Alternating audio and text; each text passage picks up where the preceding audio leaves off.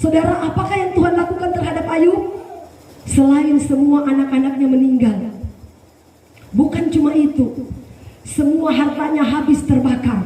Bukan saja cuma itu, melalui kesalahan Ayub, Tuhan mengizinkan penyakit yang luar biasa, yang berbau busuk menimpa diri Ayub. Makanya Ayub katakan, percuma aku hidup jujur di hadapan Allah, asito sama aja dengan orang fasik, orang berdosa, orang yang melakukan kejahatan pun tidak pernah merasakan kesakitan. Tapi aku yang saleh, aku yang jujur, aku yang setia kepada Tuhan, kenapa engkau timpakan aku hal seperti ini?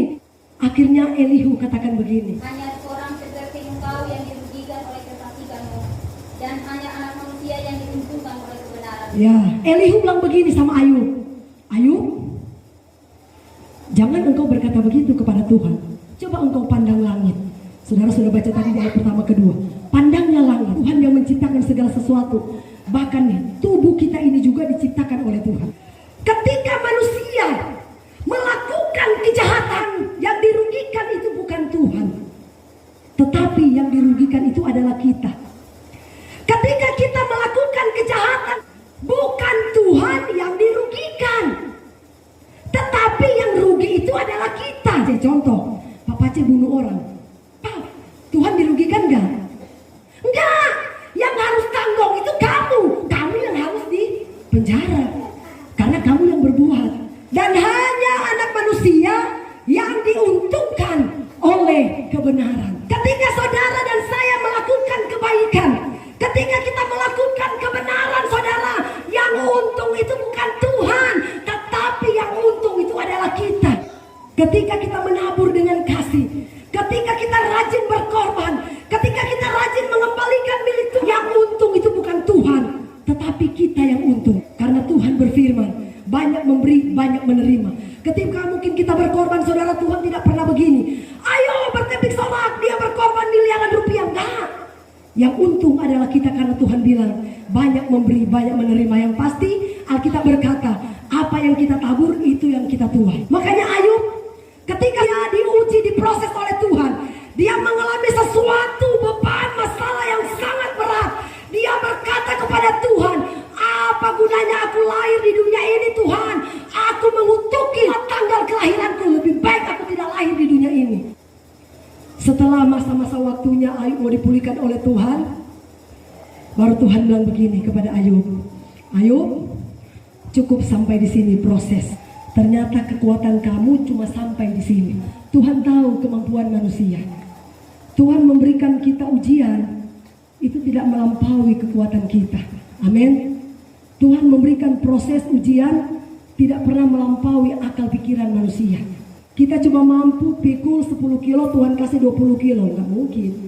Karena Tuhan tahu kita cuma mampu 10 kilo, Tuhan izinkan itu 10 kilo yang terjadi dalam hidup kita. Karena Tuhan tahu bahwa kita mampu mengalami itu, kita mampu menjalani.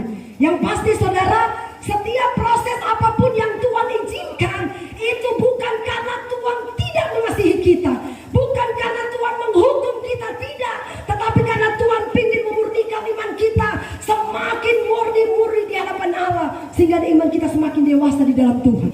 Supaya kita boleh berkata, ternyata Tuhan Yesus kita adalah Tuhan yang luar biasa. Saya boleh mengalami perkara yang luar biasa, tetapi ketika saya mampu melewati itu, ternyata ada berkat yang besar yang boleh Tuhan sediakan di depan sana. Kita semua akan mengalami hal itu, saudara. Karena justru semakin tingkat iman kita dewasa di hadapan Tuhan, semakin Tuhan akan menguji hidup kita. Ada badai besar di depan sana yang akan menghantam kita. Masalah boleh datang, tetapi iman kita jangan pernah goyah. Masalah boleh datang, tapi iman kita jangan pernah luntur. Masalah boleh datang, tapi iman kita, saudara, jangan pernah kandas. Masalah boleh datang, tetapi kita tetap memperkuat iman kita hanya kepada Tuhan Yesus saja.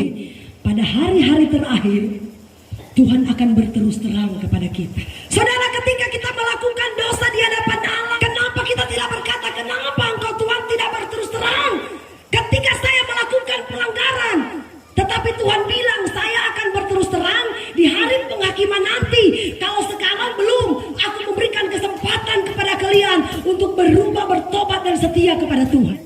Nanti pada hari terakhir baru dia berterus terang. Itu kata Alkitab. Tuhan, saya menyembuhkan orang sakit, bahkan saya membangkitkan orang mati. Saya sudah melayani engkau. Tuhan bilang, enyalah engkau pembuat kejahatan. Bukan setiap orang yang berseru kepada Tuhan akan diselamatkan, tapi hanya orang yang melakukan kehendak Bapa di surga. Amin.